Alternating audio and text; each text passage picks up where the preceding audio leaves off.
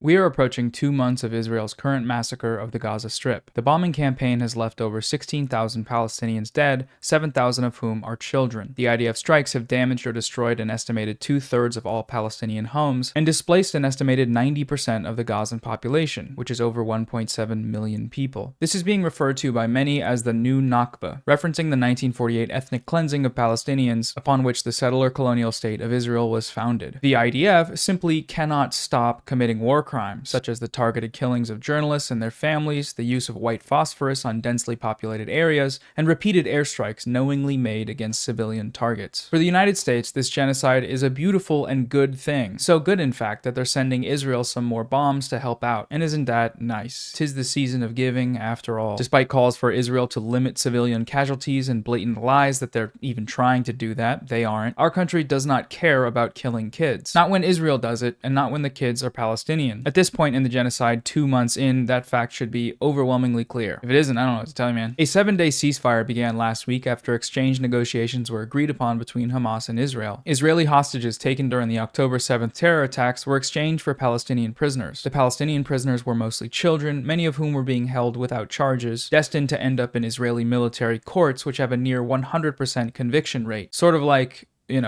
hostages. After the ceasefire ended, though, the assault on Gaza resumed in full force. In the first day alone, IDF strikes killed an estimated 700 plus Palestinians, making it one of the deadliest days of the genocide so far. In today's video, we're going to go through a, for lack of a better term, bombshell report from 9/7/2 by Israeli investigative reporter Yuval Abraham. The piece is titled "A Mass Assassination Factory: Inside Israel's Calculated Bombing of Gaza." Due to recent events in the video essayosphere, I want to make it clear that that's the article I'm citing. This video is based on that article. I'm going to be going through the whole article. I'm reading it, providing hopefully transformative commentary. Please, H-bomb, I'm a good guy. Abraham's piece is based on testimony from multiple current and former Israeli intelligence sources, and goes into detail on Habsora, which is Israel's artificial intelligence system that's allowed the IDF to accelerate their cowardly, illegal bombing campaign of the Gaza Strip. The Habsora system uses the processing of enormous amounts of data that even tens of thousands of intelligence officers could not process, to pinpoint bombing sites effortlessly and in real time. According to the report, the machine is able to produce up to 100 targets per day. In previous conflicts in Gaza, you'd only see the production of up to 50 targets per year. They've used it to make 15,000 targets in the first 35 days of fighting after October 7th, which is multitudes higher than all previous major assaults on Gaza. For the first time, they've been able to identify targets faster than they're even able to strike them, despite the IDF's best efforts at keeping up. It's ChatGPT for war crimes, basically. I found one quote from the report to be particularly haunting. "Nothing happens by accident. When a 3-year-old girl is killed in her home in Gaza, it's because someone in the army decided it wasn't a big deal for her to be killed, that it was a price worth paying in order to hit another target." The Habsora system facilitates strikes that have consistently knowingly killed entire Palestinian families. The vast majority of these targeted homes have no military operatives or operations. Thus far, 550 families have lost between 2 and 5 members, and 300 families have lost over 10 members. These figures are roughly 15 times higher than Israel's 2014 assault on Gaza, which left over 2,300 Palestinians dead. The system is also being utilized for the deliberate targeting of journalists and their families. According to the Committee to Protect Journalists, as of December 6th, at least 63 journalists and media workers have been killed in the onslaught. This makes it the deadliest conflict for journalists since the CPJ started gathering data in 1992. Palestinian journalist Ahmad al-Naq's entire family was killed by an Israeli strike in late October. His father, brothers, sisters, and all of their children, babies included. 21 people in total. None of them were militants, and Israel knew that. Another notable example of this was the killing by IDF strike of Palestinian TV reporter Mohammed Abu Hattab. Hattab was killed in his home along with 11 members of his family, including his wife, son, and brother. There were no military targets in the home, and Israel knew that. One important fact to note here regarding the whole "the IDF is murdering journalists" thing, on top of the data from the Habsora system, Israel has for years controlled the Palestinian population's civil registry. What that means is that they know who lives where. They know when they're striking civilian journalists with their families in their homes, but they do it anyways because that's what they want. Make no mistake, these are assassinations. Israel is wiping out the people brave enough to expose their atrocities to the world, and they will keep doing this and whatever else that they can get away with until some higher authority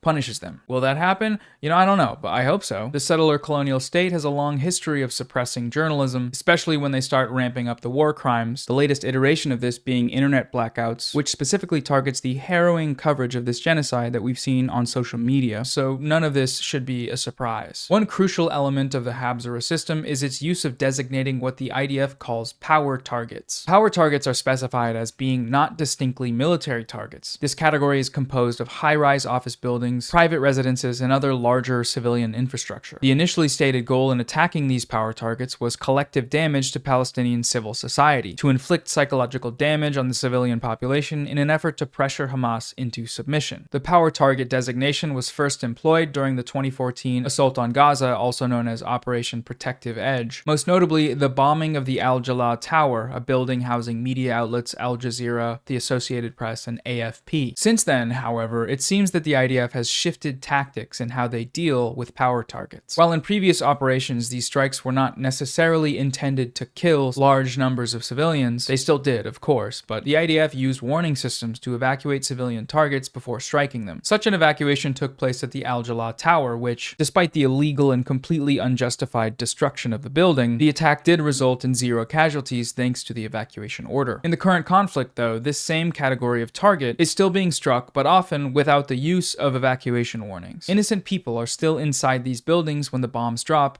and the IDF knows that. Without warning, Israel bombed the Babel building in Gaza, killing 10 people, including 3 journalists, burying them under the rubble. Without warning, Israel bombed the 12-story Al-Taj residential building, killing 120 people, burying them under the rubble. Without warning, Israel bombed the 8-story Al-Mondassin residential building, killing an estimated 150 people, burying them under the rubble. Without warning, Israel bombed 3 multi-story buildings and a crowded flea market in the Jabalia refugee camp, killing at least 69 people. According to an October 20th Amnesty International report, the IDF has repeatedly struck these targets without warning, or if they did issue warnings, they were obviously inadequate, such as one case where a single person was informed about a massive incoming strike intended for an entire line of buildings and streets, or another where citizens were evacuated to areas that the IDF then proceeded to bomb. In case you hadn't noticed, that's a bit of a trend with the IDF, not dissimilar to the evacuation of northern Gaza followed by the bombing of southern Gaza. The officials in this report attest to the army's willingness to accept hundreds of civilian deaths for one single Hamas commander. This logic is not limited to commanders, though, or even militants in general. On October 10th, an Israeli airstrike leveled a 6-story building in Sheikh Radwan, killing at least 40 civilians. The IDF claimed that a Hamas member lived in one of those apartments but was not present at the time of the strike. Once again, no warning was issued. They weren't even sure if the Hamas member was a militant or not, but it doesn't actually matter because even if he was, that would not suddenly transform this populated civilian building into a military target. That's not how it works. This power target designation is being used to lay waste to hospitals, refugee camps, mosques, universities, literally any populated Gazan structure. In just the first 5 days of war, about 1,300 of the 2,600 targets were these large, non-military power targets, ones identified by the Habsora system. Where in previous conflicts, striking these targets would require a go-ahead from up the chain of command, Habsora and its employment since October 7th is very much a one-click affair. The system points to a target, a pair of human eyes looks it over for a second, and then the strike is sent off, probably to end some Palestinian family's entire lineage. Rinse and repeat up to 100 times a day. That is the Habsora system, the Mass Assassination Factory. I wish it could go without saying that all of these actions, everything we've talked about, they're all war crimes, but unfortunately it doesn't. Apparently a lot of you are living in Zionist freak land, so let's walk through this. To quote from Article 8 of the United Nations War Crime Definitions, serious violations of the laws and customs applicable in international armed conflict within the established framework of international law include any of the following acts: intentionally directing attacks against the civilian population as such or against individual civilians not taking direct part in hostilities. Check. Intentionally directing attacks against civilian objects, that is, objects which are not military objectives. Check. Intentionally directing attacks against personnel, installations, material, units, or vehicles involved in a humanitarian assistance or peacekeeping mission in accordance with the Charter of the United Nations. Yep, intentionally launching an attack in the knowledge that such an attack will cause incidental loss of life or injury to civilians or damage to civilian objects or widespread long-term and severe damage to the natural environment, which would be clearly excessive in relation to the concrete and direct overall military advantage anticipated. Yes, everyone, each one of these is happening. Attacking or bombarding by whatever means towns, villages, dwellings, or buildings which are undefended and which are not military objectives. Yes, please, we get it. Israel is one big ball of war crimes. Killing or wounding a combatant who, having laid down his arms or having no longer means of defense, has surrendered at discretion. Last week, the IDF actually did this to an Israeli guy. After he killed 2 Hamas members, Yuval Abraham laid down his gun and had his arms up, and they shot him anyway. It was on video, they shot him, they let him bleed out, and he died. Given that this IDF soldier killed an Israeli citizen, disciplinary action might actually take place this time, but probably not given the rationale for the shooting, which is that they thought he was Palestinian, or a human animal, as Israeli officials like to describe them. I want to end the video by talking about one last thing that's mentioned in the article, an important piece of historical context that kind of sheds light on just how extreme the IDF's tactics have become in this latest iteration of their genocide against Palestinians. Despite a slowly turning tide, Israel's murderous tactics are still fairly politically acceptable to support in public. We see this support from many Western nations, most notably the United States. Sure, they condemn the loss of innocent life. It is really important that Israel is that they operate by the rules of war. The rules of war.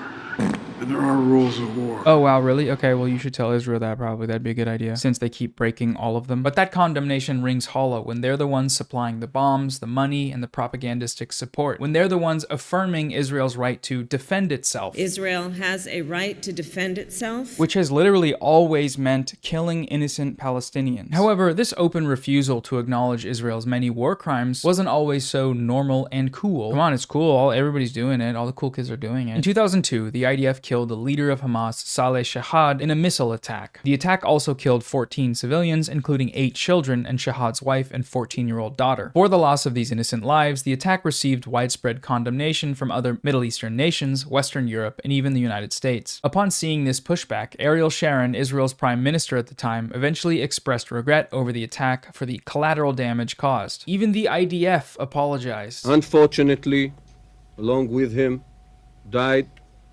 several civilians, apparently innocent, and we are very sorry for it.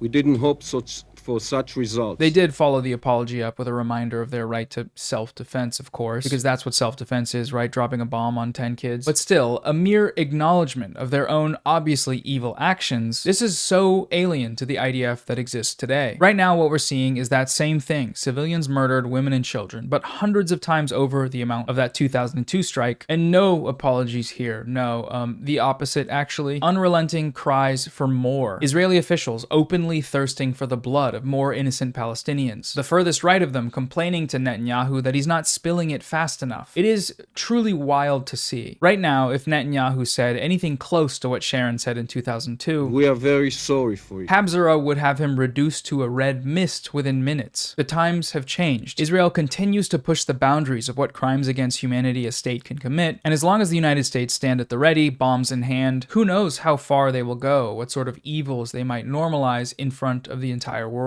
Israel's goal here is overwhelmingly clear. They've explicitly stated it over and over. Kill and displace as many Palestinians as possible by any means necessary. And don't stop. Literally do not stop. Not until there's a real threat. Not false ones like global condemnation and harsh words, but something tangible, you know? I hope that comes soon. Thanks for watching. See you on the next one. Bye-bye.